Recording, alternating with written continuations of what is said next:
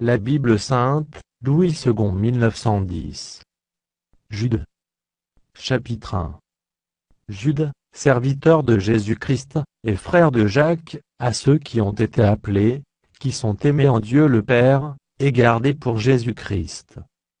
Que la miséricorde, la paix et la charité vous soient multipliées. Bien-aimés, comme je désirais vivement vous écrire au sujet de notre salut commun, je me suis senti obligé de le faire, afin de vous exhorter à combattre pour la foi qui a été transmise au sein une fois pour toutes.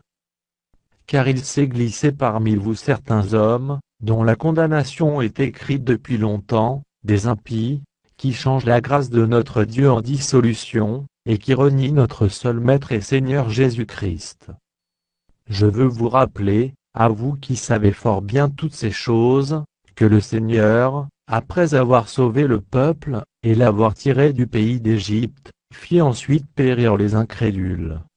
Qu'il a réservé pour le jugement du grand jour, enchaînés éternellement par les ténèbres, les anges qui n'ont pas gardé leur dignité, mais qui ont abandonné leur propre demeure.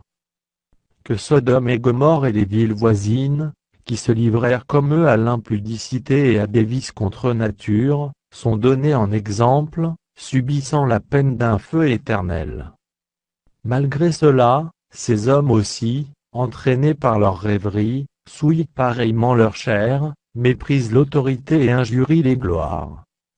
Or, l'archange Michel, lorsqu'il contestait avec le diable, et lui disputait le corps de Moïse, n'osa pas porter contre lui un jugement injurieux, mais il dit que le Seigneur te réprime. Eux, au contraire, ils parlent d'une manière injurieuse de ce qu'ils ignorent, et ils se corrompent dans ce qu'ils savent naturellement comme les brutes. Malheur à eux, car ils ont suivi la voie de Caïn, ils se sont jetés pour un salaire dans l'égarement de Balaam, ils se sont perdus par la révolte de Corée. Ce sont des écueils dans vos agapes, faisant impudemment bonne chère, se repaissant eux-mêmes. Ce sont des nuées sans eau, poussées par les vents, des arbres d'automne sans fruits, 2 fois morts, déracinés. Des vagues furieuses de la mer, rejetant l'écume de leurs impuretés, des astres errants, auxquels l'obscurité des ténèbres est réservée pour l'éternité.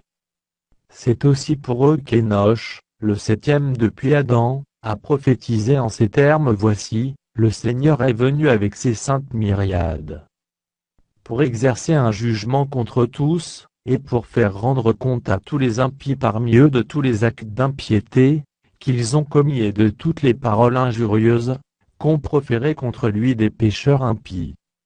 Ce sont des gens qui murmurent, qui se plaignent de leur sort, qui marchent selon leur convoitise, qui ont à la bouche des paroles hautaines, qui admirent les personnes par motif d'intérêt. Mais vous, bien-aimés, souvenez-vous des choses annoncées d'avance par les apôtres de notre Seigneur Jésus-Christ.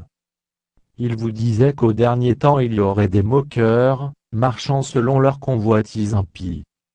Ce sont ceux qui provoquent des divisions, hommes sensuels, n'ayant pas l'esprit. Pour vous, bien-aimés, vous édifiant vous-même sur votre très sainte foi, et priant par le Saint-Esprit. Maintenez-vous dans l'amour de Dieu, en attendant la miséricorde de notre Seigneur Jésus-Christ pour la vie éternelle. Reprenez les uns, ceux qui contestent. Sauvez-en d'autres en les arrachant du feu, et pour d'autres encore, ayez une pitié mêlée de crainte, haïssant jusqu'à la tunique souillée par la chair. Or, à celui qui peut vous préserver de toute chute, et vous faire paraître devant sa gloire irrépréhensible et dans l'allégresse. À Dieu seul, notre Sauveur, par Jésus-Christ notre Seigneur, soit gloire, majesté, force et puissance, dès avant tous les temps, et maintenant, et dans tous les siècles. Amen.